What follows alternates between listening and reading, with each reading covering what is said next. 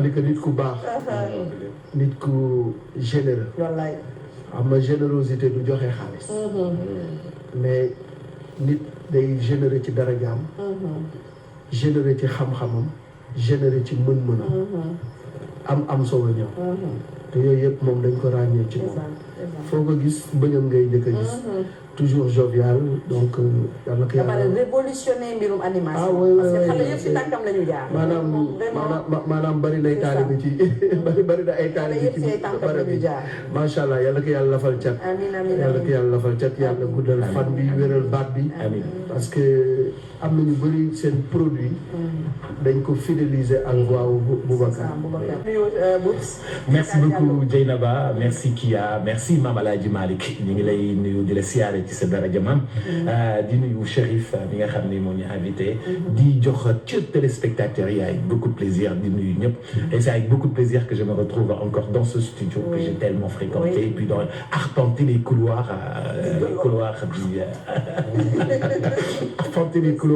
du groupe Futur Média que je connais comme ma poche et puis saluer la direction générale et puis nuyu aussi samay collègues bu RFM mes amis de la radio Futur Média le vilain Babacar Fall et puis toute sa bande quoi sans exception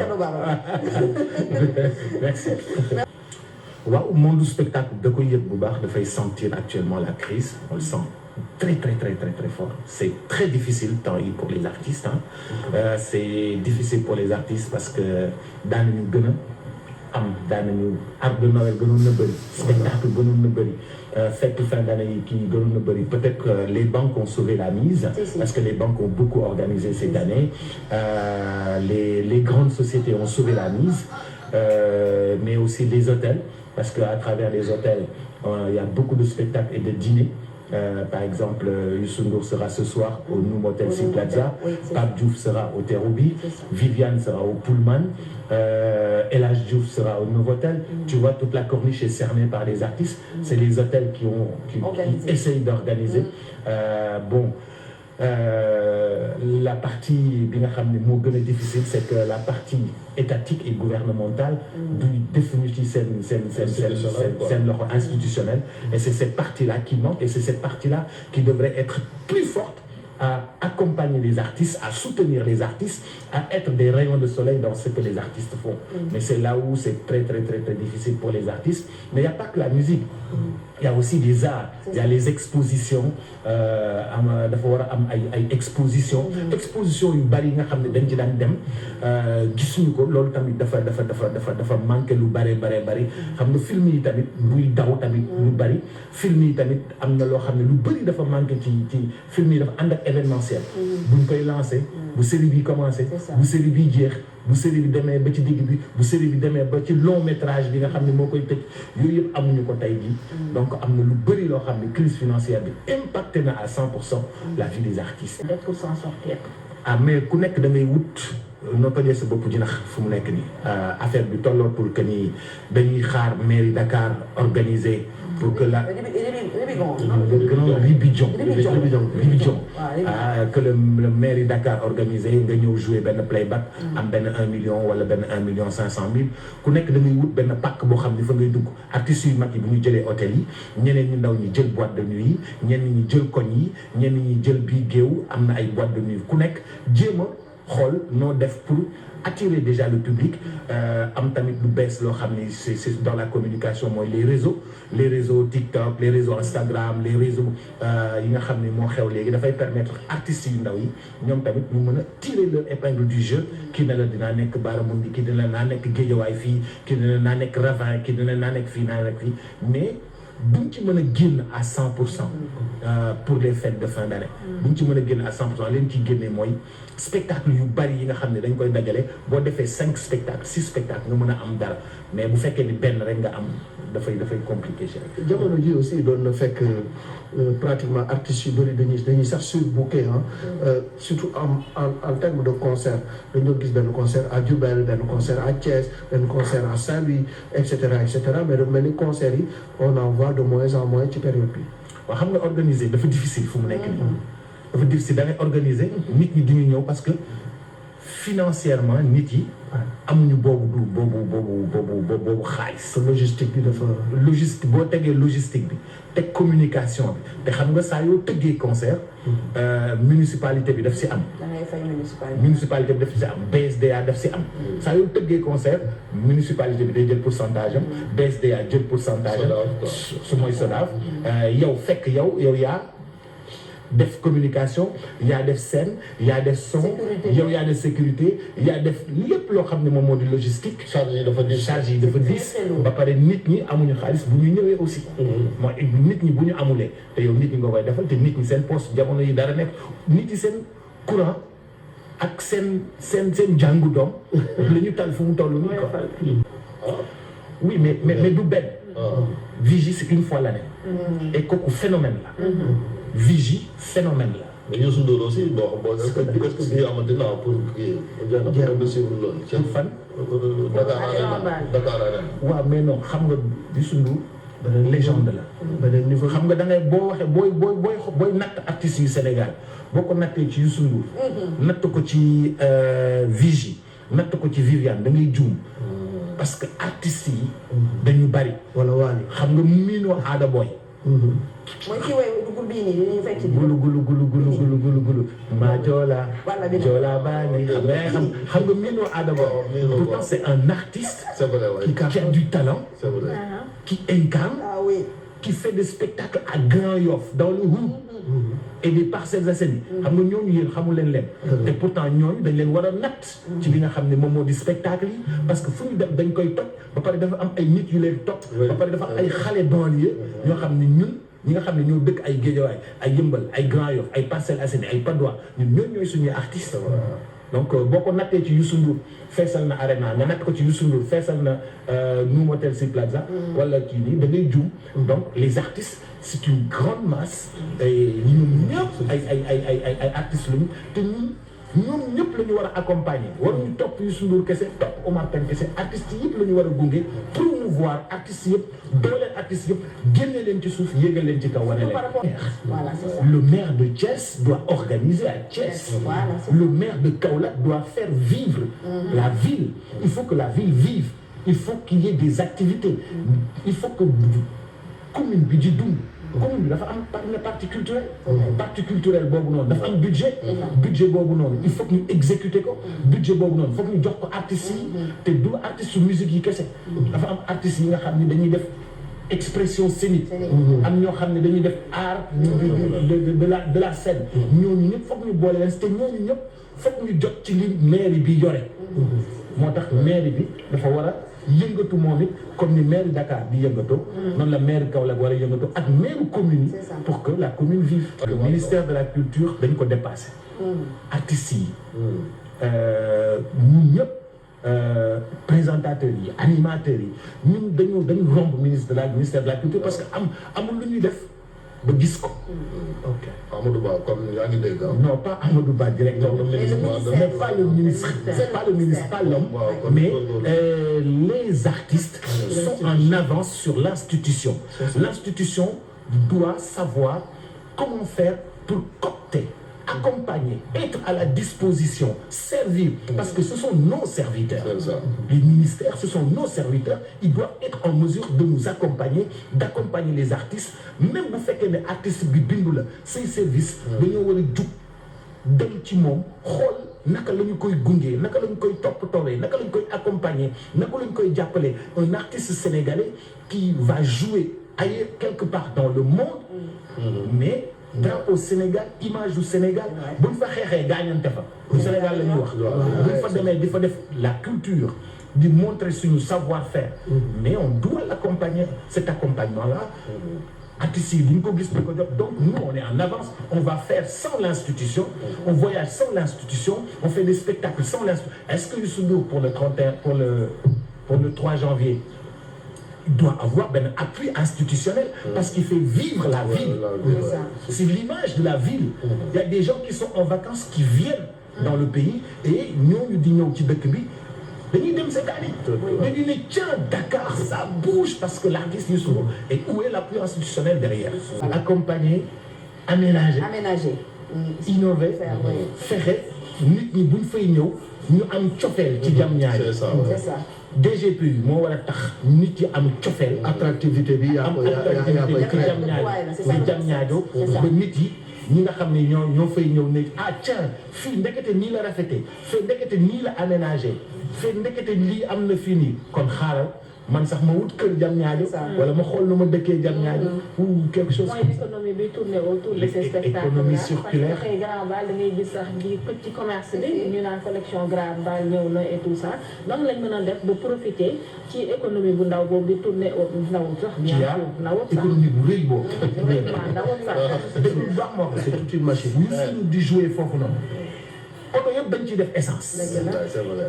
loolu mënoo ko quantifier. yére yi jënd terre bi day daw. oto yëpp dañ ci def essence. loolu mënoo ko quantifier. c'est vrai. oto yëpp buñ ci defee essence. perruque yi si réew mi yëpp dañ koy jaay. salon bi. loolu bu baax li ma lay wax. maquillage yi si réew mi yëpp dañ koy jënd. greffage yi si réew mi yëpp dañ koy jënd. ibaadu fashion yëpp dañuy ñëw. loolu bu baax moo wax la. salon yi dañuy dox. costume cravate génn. costume day génn dàll day génn. maquillage day génn. coiffure dafay dox. jaay lekk. non lekk dafay dox. naan boisson dafay dox. jaay carax. lépp amul lu manqué xam nga carax yi pour lan la lu amoon na jaay carax. coquette yi dañ koy suñu. waaw day métti. soo carax ba ñëw ba foofu soo coquette yi cokki dugg ci biir. ñii di gaare oto yi. c'est toute une industrie. ñii di gaare oto yi. nan la terre day daw terre bi day daw. terre bi day daw. mais li Dakar dem dikk. amul dara luy am na manqué beneen société léegi bu nga xamante ne dafay def navette bi tamit j'ai vu ça hier sur TikTok. alors au-delà du pays am na ñu nga xamante ni aussi dañuy am ay spectacles à l'étranger suñu artistes yi est-ce que actuellement la musique sénégalaise se vend bien à l'extérieur. ou c'est pas en fait xam nga dafa difficile. gis naa Pape Diouf récemment est-ce qu'il était là-bas. Qui ça? Pape Diouf. Pape Diouf, oui, Pape Diouf, ni France, Momo Dian, Paris, Viviane, à Malaga. Moi, j'étais à Malaga, je viens de Malaga comme ça avec Viviane, où j'étais avec Viviane. Viviane à Malaga, la soirée Fojeka, c'est Durile à Dubaï. Je viens de Dubaï comme ça aussi. Donc, yooyu yëpp xëy na musique bi day dem ba foofu. diaspora bi ñu ngi joué lu am lu solo. manqué. si ñun mooy am. ay impresario yoo xam ne dañu mën a booker ci festival yi nga xam ne moo xew ci àdduna festival 2027 yi léegi lañ koy booker yu fin 2026 yu été 2026 booker nañ ko ba pare donc ñun tamit suñu artistes yi dañuy manquer des fois ce management là bi nga xam ni ci mooy tax musique bi mën a exporter wu bul xool manque professionnalisme la xaar waaw des fois xam nga ñun dañoo doyloo suñu réew doyloo suñu bopp doyloo suñu kii je donne l'exemple de Youssou Ndour très souvent Youssou Ndour il a un manager international il a un manager aux États-Unis Thomas la Gazette et ses équipes s'occupent de l'Europe Doudou s'occupe de l'international côté England ak côté anglais d'accord yeneen artistes yi am ñu loolu donc moo tax da ngay gis Youssou Ndour di caracole fokk ñu am. super école très lourd alors am na beneen affaire aussi Didier ñun période bi dañ doon góolu cassette Omar Pène lan la génne. fan suy tube de l'année et cetera la production musicale en tant que telle en fin d'année ñu ci bari def am na lu nga xam ne doon nañ ko génne fan si di ko cons loolu aussi dafa mel ni dafa xaw a manqué tuuti wala. waaw amatul parce que cassette doxatul. bu dul cassette am na le monde a évolué. le monde a évolué par exemple. gis nga Viviane am na loo xam ne génne na ko une belle vidéo légende tu vois donc artistes yi ñi ngi génne mais loolu boo ko génnee mënoo ko jaay tu mets sur YouTube pour pouvoir récolter pour atteindre les millions et les millions de vues pour pouvoir récolter léegi loolu xam nga légende boobu gis nga ni mu neexee ak combien c'est bien fait combien c'est écouté mais mënoo ko jaay defoo ko ci cassette pour jaay ko da nga koy def pour pouvoir exister sur la scène, à l'image, et pouvoir faire des prestations. Sans les prestations, l'artiste dara du sotti. Prestations yi rek ñoo la ci mën a génne parce que mënatoo jaay cassette, mënatoo jaay musique comme ni ñu daan jaayee musique physique. def ko ci CD wala def ko ci cassette. La digitalisation a tout emporté. Donc tu vends que sur YouTube et sur les autres plateformes. Et ça va pas très bien parce que le Sénégalais il n'achète pas sur le digital. oui mais léegi sax ñoom dañoo sax xewal lu bees partout gis naa tubam bu bees bi nga xamante ni sur TikTok ça cartonne mooy waaye boobu noonu dama koy fàtte. mais am na également Sidi Diop bi mu naan bu na ma weex ma ne ko tàll bu na ma ne ko fuuk. waaye xam nga loolu Sidi Diop amu ci xaalis. waaw parce que c'est TikTok la. c'est ça buzz sur TikTok. c'est ça te TikTok fay. voilà c'est ça. est-ce que tu vas. il faut revoir le système économique vraiment de mu buzz si TikTok te TikTok fay. nga buzz si Instagram te Instagram fay la. c'est ça. tu vois un peu donc il est impossible aujourd'hui de vendre la musique. jël ko jaay ko nii kese. ci spectacle yi nga mën a dundee ci spectacle yi ngay dundee il faut nga boo am buñ la jëlul pour nga def spectacle il faut nga organiser moo tax la bataille qui existe chez les artistes lu may def ba xew ba maintenir nekk ci jamono moo tax mu war a yégle gars yi toggaat morceau bu yàgg mu saf mettre ko au goût du jour. heure bi de soirée dansante yi doon na bari nag kii. non ñu décoré ko ñëpp. heure Koledara la. jamonoy Koledara. est-ce que kii yaa xam nga Koledara. xamoo Koledara la donc grand yi bu ñu daan baal dañuy bind. Koledara ce samedi 31 décembre. à la rue 17 angle 19. chez maire kii. Fataya 100 francs. bisaab temps. daal di def noonu ba pare taf ko ci kër la. entre 500 francs. ci njaago mu ne. non boobu temps ado rek quoi. waaw boobu en fait bu ñu demee soirée xam nga Modou Kandji frère Modou Gueye Kandji. waaw c'était le grand animateur moo amoon. chaîne à musique bu mag la amoon. donc bu ñu musaane dem soirée man dama dem ba këru playlist bi quoi. xam naa ban moment lay teg slow. léegi. dafa am kii yaay may ma Mori Fall. xam naa kañ la koy teg. Ndiaye Ndiaye bu Youssou Ndour xam naa kañ la koy teg. Salimata bu Youssou Ndour xam naa ban moment la koy teg léegi su ko waree teg liggéey. xam nga nag boobu gel yombul. waaw di lay maye quoi. da ngay jege ci gel bi da ngay jege ci gel bi. bu dee Ndiaye rek oui ma bu boobaa di fa fekk benn bopp su ne la maa ko njëkk a jël maa ko njëkk a jël. oh boobu mais njaab boobu jar na 14 000.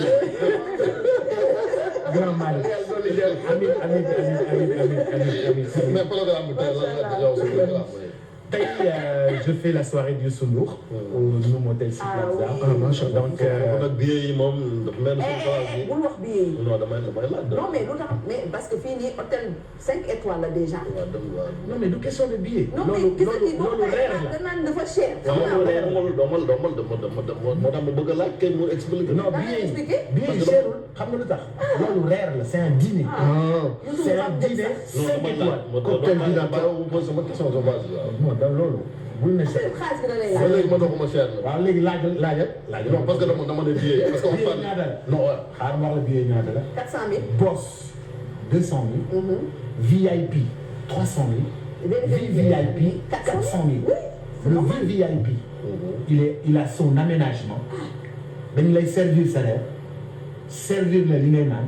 en famille quoi jël nit mu taxaw. di la xool boo nee salade laa bëgg mu dem indi salade tegal la boo nee tànku ginaar laa bëgg kooku dem indi tànku ginaar jox la. et puis sax sold out nañu. donc dégg nga li ma est-ce que dégg nga fi ma lay waxee. dégg naa waaw ñi si des dañ leen tegal table bu rëy table bi lépp ngi ci yow yaay dem di table bi nga bëgg servir sa bopp.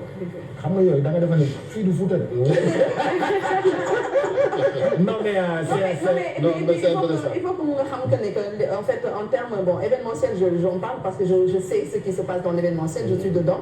Il faut savoir également que lii nii ça a un coût c'est-à-dire que extraordinaire. Youssou Ndour yëkkati ko déjà ce n'est pas une toute petite chose et puis le concept de l'hôtel là je trouve que c'est bien.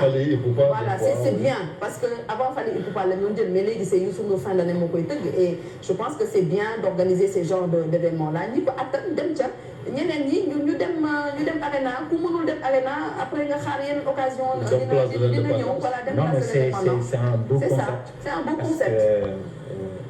damaa ñëw benn jour ñëw ci waa hôtel bi ne leen damaa bëgg def fii soirée. C'est ça. ñu ñëw rek ne ma wuu suñu patron du ko nangu. man leen wax laaj leen ko rek ba xam. ñu ne yii suñu patron du ko nangu.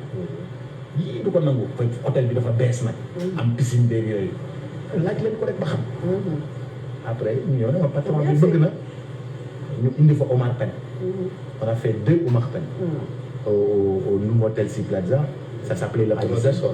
Après les 2 Omar Pène, on a fait 3 Fally Ipupa. Après 3 Fally Ipupa, l'année dernière on a fait Youssou Ndour. Et cette année encore on a fait Youssou Ndour. Tu vois, et les gens sont assis sur la piscine. C'est ça. Avec un alors rien que couvrir la piscine rek c'est énormément de frais. C'est trop de frais. Voilà, c'est trop de frais. Donc voilà. Kii ma yee rek mais ñun ñu ngi foofu démb ba 2h du matin Youssou Ndour di balance. wallaay ndeysaan. on était là-bas jusqu'à 2h du matin. Youssou Ndour di balance kii xam nga dama koy rus xaw ma nu ma koy def. kii yaru na yaru boo xam ne xaw ma nu ma koy def. mais sama yaru ci réew mi moom ñu toog sama grand da nga yëkkati musique bi nag ñuy kii waale yëkkati na ko léegi plateau bu maam Alaaji Malick toog sa yëkkati musique moom Alaaji Malick di fàttali vraiment en fait je pense que li nga wax am na solo dañ lay bàyyi nga daw dem defi sa liggéey il faut que les artistes apprennent à se reconvertir. C'est ça. Comme ni ñuy dafay defee ñun ci presse bi parce que am na les gens disent il faut apprendre quand même à vous reconvertir donc il nekk ci système il faut ñu def loolu. dégg nga loolu mais il faut ñu les artistes pas les artistes côté musique seulement. Les peintres. ñiy defar daal ñiy defar lii waaye déggal maam gars yi Ibou Fall ak may xaar maa ngi daw. Merci beaucoup. Bonne heureuse année à vous tous. Beaucoup de santé pour chaque Sénégalais. Beaucoup d'argent. Yàlla xaalis bi dellu si réew mi.